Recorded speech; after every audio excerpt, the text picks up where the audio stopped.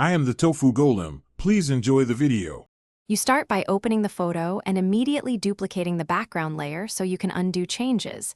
This protects the original. Once done, zoom to a comfortable 100–200% so details are visible without pixel distortion.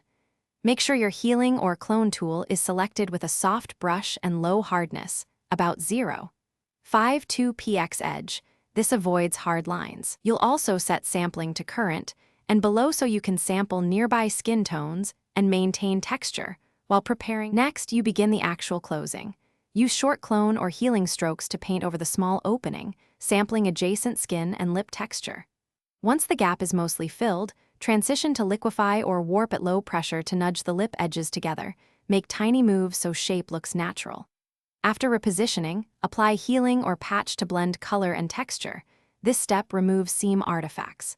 Keep toggling layer visibility. Inspect edges and symmetry, because subtle asymmetry is what makes edits look fake. To finish, match tones and fine detail so the closed lips read as original.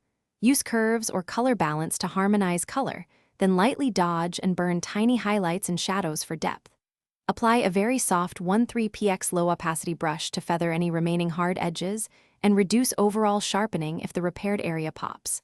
If texture still looks off, use frequency separation to independently fix color and texture.